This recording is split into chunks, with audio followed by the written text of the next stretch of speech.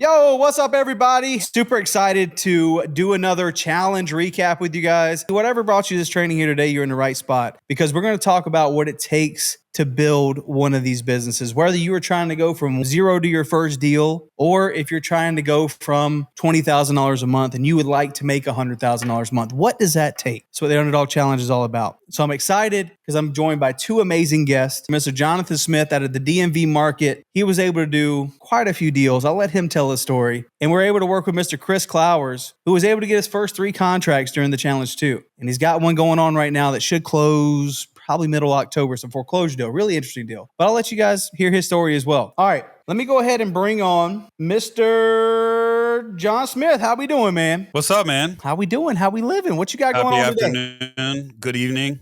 It's not evening there. Thanks for hopping on, John. Yeah, bro. Absolutely. Let's do it. Let's do it. And then we got Mr. Chris. Chris, thanks for being here, man. What's going on? What's going on? What's going on? And nonetheless, Chris just got back from the ER. So he's like, you know what? I'm making time to join the group. So you're the man. I appreciate you making time to be here. Happy to be here, bro. Let's do it. Let's do it. So like, if y'all don't mind, tell everybody, you know, whoever wants to go first, you know, Chris, we'll start with you. Tell everybody a little bit about like your background heading into like this September challenge. Like what were your thoughts kind of going into it? Well, my thoughts going into it was I know it can work because I was part of the August challenge and I saw what went on there. Mm-hmm. So thankfully, you know, I got chosen, and honestly, it has completely transformed. Just this month has completely transformed my business. I was at a point, I had only been doing this for about 3 months prior to becoming part of the No Fluff community. Mm-hmm. No bites. A whole bunch of time on the phone, absolutely nothing. Yeah. As soon as I started going through all the material and the help that I had this month, now I have a machine that I think will be producing at least a deal a month right now. I think we could do more than that, but I agree. You know, I think what you also got introduced to is like, hey, what it takes to get a deal. You know, the little things of getting a contract and it not working out, or getting a contract and making a little bit of money, or having to go do a price drop, or deal with like the one we have with Miss Rebecca closing, you know, hopefully we have on a contract October 6th, more than likely the middle month of October. That one was a Hail Mary. She had to stop a sheriff sale that was going to auction in like 3 days. But you see like the activity and actions that it takes to make this happen. So, you know, even I feel like your mindset around this has got to change from where you were, not even during the August challenge, but starting this challenge. You're like, okay, I feel like it's got to transform because you've seen a lot of things now in a short period of time. That's true. But it's fun. So like what market have you been doing this in? Like where did you kind of open up shop? So I started out, well, like you said, I'm here living in Phoenix with you, but I'm marketing in Indiana and just recently opened up Cincinnati, Ohio. Yep. And now those leads, we've only been in there for about a week now, and those leads are really just now starting to trickle in. Takes a little time. And I'll say like, I like that market because not that many people are doing, you know, Cincinnati, Covington area. And, you know, you deal with some agents who are like, you know, I know everything there is to know about this market, you know, blah, blah, blah, blah, blah. But the funny thing is, it's kind of the same thing over and over again. It doesn't matter if the agent's in Indianapolis or if they're in Cincinnati. It's kind of the same people you're dealing with. Would you agree with that? That's true. Yep. And it's just getting repetitions in. I think one of your biggest challenges getting into this was like understanding, because, you know, obviously we talk a lot about, you know, the way the model works and getting leads and stuff like that. I think one of your biggest challenges were like, okay, what happens after I get a lead? You know, what does that need to sound like? What do I need to say on the phone? Did you feel like maybe you got some clarity on that during this challenge? Oh, yeah. Yeah, I really did. To the point that even making the second calls now is almost second nature to me now. Right. I'm getting that down. 100%. I'm working now on the negotiation part. That's the next step. And I think, you know, when we first started, we had some leads that were stuck in the second phone call because you're like, I think we had the VA either doing too much or we're talking too much about the property. So we were unable to like frame that we needed the property lower, you know? And, you know, that's just the little nitty gritty of the sales process, man. So kudos to you. I'm excited because, you know, obviously in a short period of time to say, look, the business is going from nothing to something. I think you closed the deal today. Is that right? You would think correctly sir. Hey. So, hey, That was first deal. the first one from the beginning of the month. First deal closed, baby. Sometimes that first one's the hardest one. And it's the one, sometimes it pays you good and sometimes it doesn't. But any money is better than no money. We talk about positive yardage. I think, hey, that's going to be the first of many for you, man. And it was a great learning experience. Yeah. And you got it done. You busted tail. You got to say like, hey, that deal happened because you made it happen. So great work, man. If I hadn't had the framework, then it wouldn't have happened. Thank you. Hey, we're out here doing it. Now, Mr. John, what about you, man? Heading into this, obviously you've had a business since, when did you start doing this, John? Really started in December last year. So you've been going at this for almost a year now. Yeah. Going on. I love it. So like leading up to this month, like what has business been like? Because you've been doing the agent model. You're in the DMV market. Tell everybody a little bit about how your business is structured. Like what you've been doing up to this point before the challenge started. What I've been doing up to this point before this was I was running the DTA. I was getting something under contract. Maybe it was like 1.5 deals a week. So I might be locking up 3 a month. So I was usually pulling anywhere from 20 to 30K on a monthly basis. I really wanted to get into this more and more, but I had to earn the right for me to step out of the retail side more and more by how this was fruitful. So you couldn't just step away from your other thing because everybody context, John, you're a pretty high performing real estate agent in the DMV area too, right? Correct. On the listing side. So you were taking listings and also trying to run this wholesale thing on the side.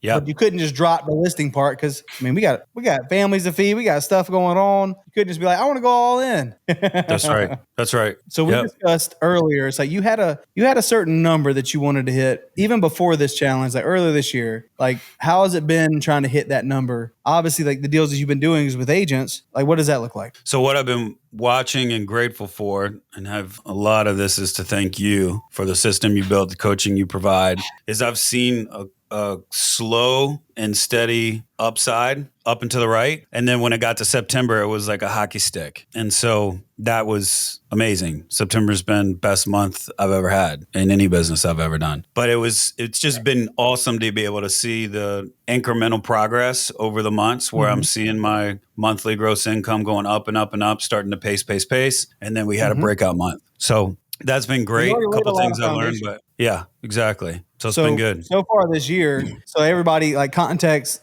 John came to me, like he started doing this business back in December. He came to me and was like, hey, I want to start being able to hit about 50 grand a month was where I would like my business to be. And slow and steady, it'd be great to be like, all right, I want to make 50 grand this month. I want to make 50 grand this month. But 20, 30 grand is what actually closed. You get some deals under contract.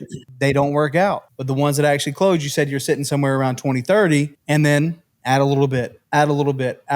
So for quarter 3, because you had been doing this model up to this point, and I'm so happy that because guys, by the way, when it comes to these challenges, we spin a wheel. So it's completely random. I don't know who it's going to be. So I was pumped when it landed on you guys because I felt like it was going to be a really good contrast. Like Chris getting his business going and you have already had this business and we were trying to take it to the next level. So that way everybody can kind of see the levels to this game. As of quarter 3, like July, August, what did the revenue look like for those 2 months before September even happened? So June to August, we were almost at 40. So getting closer to 40. And then if everything closes that we locked in September, then that average monthly is right at 50, like right above 50. So we're ending the year, assuming that we continue to post what we've been doing. I will end the year at that goal of what I've wanted. I love it. Yeah, me too. So trending up. Yeah, man. So I guess heading into this, obviously, guys, John's been doing the model. If you're unfamiliar with the model, I could pull up the Flowchart, but most of you guys here watching, y'all know. We send out text messages to realtors to do deals. That's the basics behind what we do, right? Now, how you work that system really matters because we could just send text messages and see nothing from it, right? But what John was seeing, because I think we did our one-on-one in August, right? Middle August, maybe something like that. Yeah, because I went all in and invested with you in, I want to say, was it early or was it mid-July? I don't remember. Yeah. It hasn't been long. It was just a bit ago. Because that's also when I shifted it to DG because I had everything in the other systems. Right. Well, yeah, that's true. That's true. So when we did our one-on-one, but it was like maybe a couple weeks before the September challenge, you had been getting leads, and there were some KPIs.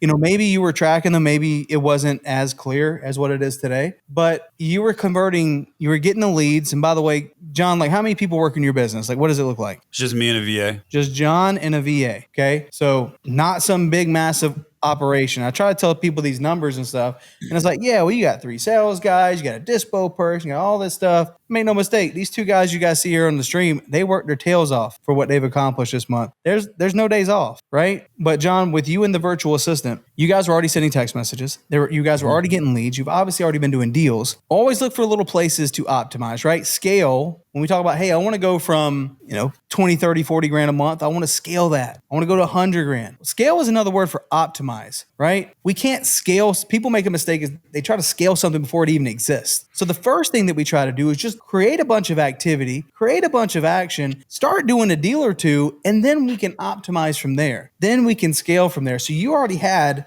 this thing where you guys were working it. And because you work so hard in the virtual assistant too, you guys were closing deals. But from the outside looking in, I'm like, okay, you guys are getting leads, but you were converting about 1 in 31, if I remember the numbers right, somewhere around there, leads to deals. And I told you, hey, we should be converting between like 1 in 12, right? 1 to 12 and 20 is a healthy business in this model. So I guess like looking at everything that you did, because it wasn't like some novel thing we did this month, other than some accountability on the KPIs, more text messages, more leads, and a real focus on the lead conversion to drop that 30. I'm like, we don't even need more leads. Like we could probably do 2 or 3 times the amount of deals if we just got the conversion number down. So what was the turning point for you and your business, like heading into this and starting to implement what we did in September? So one of the big shifts, what was a small shift, it's like a small hinge that swings a big door, was framing offers strategically. Before, if I was 20, 30 grand off, sorry, it's not going to work. Now, if I'm 20, 30 grand off, sometimes even 40, I'm framing it in the way that I think you've shared, which is, hey, I really want to give highest and best. I want to be able to do this and make it a win-win. I'm agreeable to do this. Once we do our inspection, I just want to prepare you. We're going to do everything we can to make this work. And we may also need to adjust here accordingly. As long as you're okay with that, let's go ahead and do it. So that's won me a lot more deals. And that's been a small little shift, but it's made a pretty big difference because now my ratios, I got to look at the math to be exact, but it's essentially out of every 15 off markets, we get 1 under contract. So I cut that in half with just that little shift. From the same amount of leads. So guys, I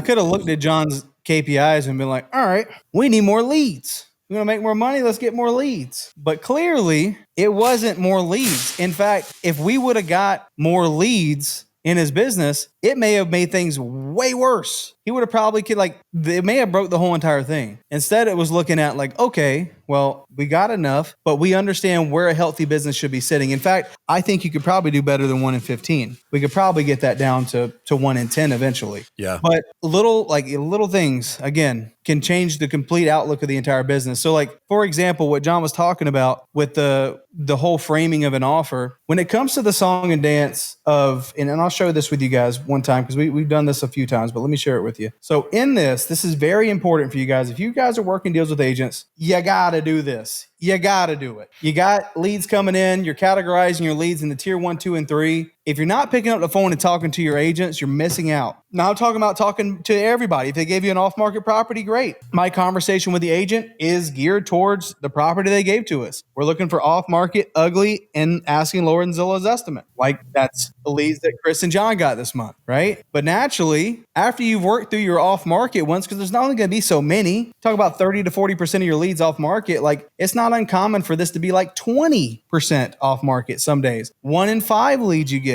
are off market. So when that happens, we still want to make the time to call the realtors that gave us the on market deals too, right? Because it's instead of focusing on the property, we're focusing on the opportunity to build a relationship, right? So that's the only thing that we care about. So what happened is John's getting these leads, and most of the time, how often does a lead come to you, John or Chris? They come to you and they're asking price is already a deal. How often does that happen? Maybe 15% of the time, if I had to take a guess. It's close. If you're saying close, then most off markets, I'd probably call it 70% are close. Close, but not like yes. that's good. Yeah, I've never had one that is asking for what I'm willing to pay. So normally there is some sort of negotiations there. Yeah, we're always dipping. Right. And to that end, there's normally other buyers who are looking for deals who can maybe try to pay a little bit more than us, try to, outbid us and then have to cancel the deal, like whatever. Like that's a part of it. So how do you position yourself to get your offer accepted for where they're like, you know what? I feel like I know this person. I feel like I could trust them, right? Can that happen in a way that, can they accept our offer $10,000 less than maybe their highest offer? That's where the rubber meets the road in this model. It's not getting leads. Everybody here, you're going to get a lot of leads texting agents. That's just the nature of it. But it's the little nuance of converting those. So that's why I was super pumped for September because I was like, I feel like this is where so many of you guys are missing out. There's deals in here. Like when I called, I don't know if you guys know, but Mike Garcia's deal in Spring Hill, Florida, we called that one during one of the live streams. We ended up coming to agreement at 160, but I told the agent like, hey, we can do 160, but I'll tell you,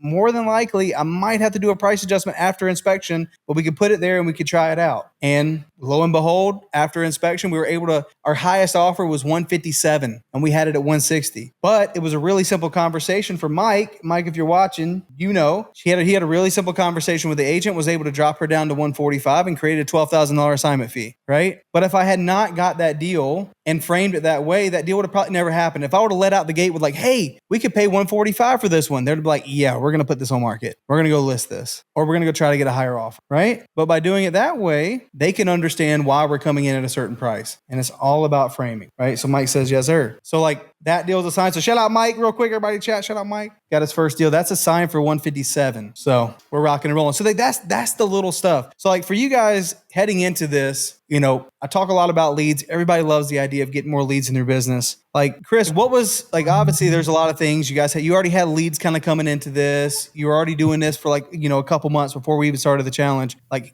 going through what we did in September, like what was the hardest part, the most challenging part for like you personally doing this? Getting the nerve to pick up the phone. Has anyone ever struggled with that? Anybody in chat ever struggled with picking up the phone? Hey, sometimes that phone weighs 1,000 pounds, man. But once I jumped over that hurdle, it started to be, I wouldn't say smooth sailing, but a lot more smoother than it was. Hey, it gets a little choppy out there, but that's okay. I think it's anything. If I go a month without picking up the phone and talking to somebody, it's going to be a lot harder than if I just did it every day. Even if I just did it for 5 minutes. I had 2 conversations a day or 1 conversation a day. Don't let that apprehension wall build up until it just kind of becomes second nature. Now, like I used to be, like talking in front of a group of people and like talking to strangers was not my forte. Same thing I would find everything I possibly could, Chris, to like not talk to somebody. I was like, okay, maybe if I send a ringless voicemail, they can hear my voice and maybe they want to call me. It's a little bit easier. Or like, I don't know, I'd be dry heaving in a bag. But like you start doing this and you start to realize that, man, there's a lot of people out here who would just love to talk to you. There's a lot of people out here that you can help. And the confidence and building up self-esteem is just keeping your word with yourself. You say you're going to do something, do it. Even if it's uncomfortable, even if it doesn't feel good. And that's what you started doing this month, man. Like kudos to you. Like, and there was multiple times on the challenge where you picked up the phone and you called in front of the group. Do you think Chris of 3 months ago would have picked up the phone and called in front of a group of people? Mm-mm. Probably not. I can answer that before. I can answer that for him. So, and then now you get to the point where eventually it's become second nature. Like I like calling these agents for you guys. It gets fun. It's a good time. And there are people, man, simple conversations, but I agree with you. Sometimes that phone's heavy. What about you, John? Like heading into this, obviously having everything that you did, like what was the hardest part about all this for you personally? The most challenging part? Yeah. I think the 3 things that come to mind about the challenge is the bottleneck on the second calls and the underwriting. That's there. Mm-hmm. The second is buyer's list. I didn't have one. I think one of the things I had when I came into this game in December is I had 2 really strong buyers, one in particular. And that has enabled me to do a lot more deals because, like you said, it's literally taking orders. So that's it. I had to cancel 2 of the deals that I had locked up. One, because I had no buyers in the market that we were in. Couldn't even get anybody to look at it. And then the third is I think if I had more buyers to look at the deal in the time that I had, I would have eventually been able to find somebody, but we couldn't get it done. So I think having a stronger buyers list or maybe 5 really strong buyers that pretty much buy most deals is going to be good. That's what I'm building now. And then I think the other one is just deal depth. I think getting the deal a little deeper and being better on the phone, better on conversion, better on making a case, aiming a little lower on the initial one is probably a little harder for me. Mostly because I know what it's like to be that listing agent. I know what it's like to go to the seller and have that conversation. You said, what number? What? Are you fighting for them? Are you on their team? That's obscenely low. So that part is difficult at times. I hate canceling deals. I don't like doing price drops because I hated getting calls like that. I just hated it. Mm-hmm. So that whole little shift that you have helped me to make, that has been very difficult because I know what it's like to get that call. And then I would just that's why it's better to just have it up front. I know. You know? Now it's up to them though to talk to their client about it. They can't go say, yeah, we got 160. No, they need to tell their client. They might come back. They want an inspection period. There's a good chance they're going to come down a little lower. Yeah. You know, but 100%. That's not fun for anybody. It's not fun for the person that has to make the phone call being like, all right, we need this $10,000 less. And it's definitely not fun for the agent because the agent all of a sudden feels like they're not doing their job, you know? And like, well, they might just fire me. If I can't get the price they want, they might just go try to find somebody else. That's right. So I agree with you. That's tough. So like heading into obviously what you guys done in September is awesome. You know, getting deals under contract, obviously sold. Like how many deals did you end up finishing with, John? 10 deals. I mean, technically, still got a few more days. Yep. And I got one that we should be getting. So I think it'll turn into at least 11. 11 deals. Now, how many deals was your biggest month so far this year?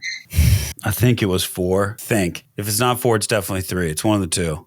So you did 3 months worth of work in 1 month? Yeah. Now I'm so freaking pumped from this month, man. I think one of the biggest wins for me is proof of concept. Like I have never put this amount of money on the board. And part of the reason I was in a role in a team where I had high volume but low profit. So lots of deals, but the splits were they were splits. Right. Yeah. Keep it that. Hey, get a split of a split. That meant for me as a guy with happily married for 23 years and 4 kids, the only way that I was going to make the type of money that I've put on the board in September was to never see them. I would have to close 120 deals in the retail space to make that type of money and never sleep. So there just was, the container wasn't big enough. It was not. And so now I do this and I'm working probably 2/3 of what I used to. And I'm closing that much more business. So for me, the big, massive win, and I can't tell you how many phone or conversations I've had with my wife. I'm like, babe, do you see this number? Do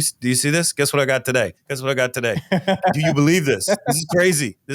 So the fact that we've got proof of concept, that it's been done, and now I can see the future. Like I can do this again. I know I could do this consistently on a monthly basis once we get these things dialed in and the scoreboard says it. It's not like, hey, I think I can do this. It's no, we did it. It's on the board. That was just huge, man. And it also wasn't something that I hated in my life. Like I really enjoyed this business. I love hunting and getting up every day and going hunting and then leaving the rest, the fulfillment, to somebody else. I don't want to be on the fulfillment side. And I think that has to do with that has been thrilling would not be an overstatement. I love it. I think one of the biggest reasons why it has worked so well for you is because you do enjoy the hunt, right? You do enjoy getting up and going and getting the deal. You know, and I think anybody that's a high performer making a bunch of money in this business is that way. You want to make, like, again, guys, there's levels to this business in general. You want to make $20,000, $30,000 a month. Great. That's on the table for everybody. Anybody can do that. That if you're implementing this and you're efficient with your time, you can do it. You want to get to $60,000, $70,000 a month. There's skills involved, but there's also tremendous work ethic. You want to get to $100K plus a month. You got to love the process. You got to be getting after it every day. And if that's the business you want to create, which I say, like, you know, it doesn't even have to be like that forever. I think we talked, John, and it's like, hey, I want to bust my tail now that I do have a proof of concept. I see what is possible for myself or my business in a short period of time. You already see the kind of money that has already been put on the board for the month of October. And you probably got another 2 weeks that you can go add more money for the month of October. Like you can finish this year off really strong and take a month off, you know, like you can turn this business on and you can turn it off if you wanted to. And I think that's what we were talking about. I was like, look, I'd love to be able to head into the holidays, being able to accomplish what I set out for in January and look forward to what we can do in 2026, but be able to take a little time off. 100%. Right? So, dude, I love it. I love it. So for those getting going, Chris, this question's for you. For everybody like going from 0 to 1, obviously getting your first deal closed today, everybody going from 0 to 1, what would you tell them? What is something that you wish you knew? Like, even though, we've been working together now for like, 3-4 months, what is something that you wish you knew kind of heading into this that you would maybe give somebody feedback on? Gosh. Well, I really didn't know anything, so everything. But yeah, by the way, Chris, did you have a real estate background coming into this? That would be a negative, sir. A negative. I'm a Marine Corps vet who did construction. Love it. So when even though that's the case, you came in here, you stayed immersed in the stuff that we got going on, because there's always, it feels like there's a call every day, feels like there's something happening every single day. You stayed immersed. So like going from basically not knowing what you don't know to now being somewhat, informed, like what is something that you would tell somebody? Just stay the course. That's good. Follow the program. Some days are harder than others. Right. Exactly. Exactly. But if you stay the course, it will happen. I love that, because there's going to be good days. There's going to be not so good days. I'm pretty sure there's probably plenty of days where Chris was like, Matt, but that's the work. That's the daily. That's how it goes. So like, yeah, I love it, because Joe said here in the chat, like, Chris, what was your biggest focus this month versus previous month? What was your biggest thing? Like, what did your focus shift to this month that maybe you weren't focusing on before? Making sure I made the calls. I love that. Yeah. And as you make the calls, yeah. I was getting them. I was having a bottleneck right there between that and underwriting. But it wasn't getting to underwriting because I wasn't making the calls. Right. It was just kind of like, hey, I think I got something. Let me go try to get feedback on this before I make the phone call. Yeah. But really it is just like, let's just pick up the phone and talk to somebody. Let's see. That's all it really is. Once I grasped that concept, like I said, it got me those 2 other deals. Hey, shout out. And hopefully we got more. Miss Rebecca and some other people, Rebecca could be 2-3 contracts. We at least got that one. So, I think very important for you, Chris, was just like simplifying, and Joe, I know you're in a similar spot. You're like, hey, I'm trying to go from 0 to 1. It's simplifying and saying, look, there's a lot of things in the beginning. You don't know if something is a good deal or not yet. I tell you guys all the time, like, hey, this lead probably ain't going to work. Hey, this one probably isn't going to work. Because like we have our time waster radars on. Eventually, you've done so many, if you looked at so many different deals, it's like you've seen the play out. You've seen this movie before, and I know how it is. And I know it ain't us getting a deal and making money. So it's not even, it's just like likelihood. And I think the only way to really do that is the whole TOT thing, time on task. You gotta just spend we say this all the time, it sounds cliche, but that's the God's honest truth. Sometimes guys are like, man, I just don't have a lot of time. How can I spend, if I'm doing other things, how can I spend more time focusing on this? Well, the reality is you got to focus on whatever time you got. In fact, Miss Angela here in the chat, I talked to her this morning. One thing that helped her, guys, if you don't know, you should Google the Pomodoro technique, because sometimes you realize that you may have 2 hours, but you ain't hardly working at all during those 2 hours. You might have an hour and a half and you doing like 15, 20 minutes in work. Like if we want to upskill quickly, the truth of the matter is you have to spend time doing the thing that you want to get good at. And the funny thing is, what you spend your time on, you find a way to get pretty good at it. So Mr. John, this one's for you. Obviously, getting going in this business, there's a lot of things we could be, there's a lot of shiny objects and stuff. Looking back at somebody where you were last December, what feedback would you give them if they want to get to the point where they're having months like you had in September? Know your numbers and just focus on hitting those on a daily basis. I think so much of this is just winning the day. And I know that if I'm reasonably okay on the phone and my numbers are accurate and I have people that can legit buy the deal, it's really just putting the action in. So one of the big shifts that I made this month is I have a daily stand up with my VA. It's only 5 minutes, right? But we'll do it. We'll fill the KPIs in from the day before. And the main KPI that I'm looking at is actual conversations. So minimally 50, but best case scenario is 60 between the two of us, like actual conversations. So meaning people either getting put into one of the tiers or I'm sewing into a relationship or I'm making an offer. So I know that if I hit that 50, 60 a day, 5 days a week, I'm getting deals. There's no way around it. I would have to suck on the phone not to get a deal.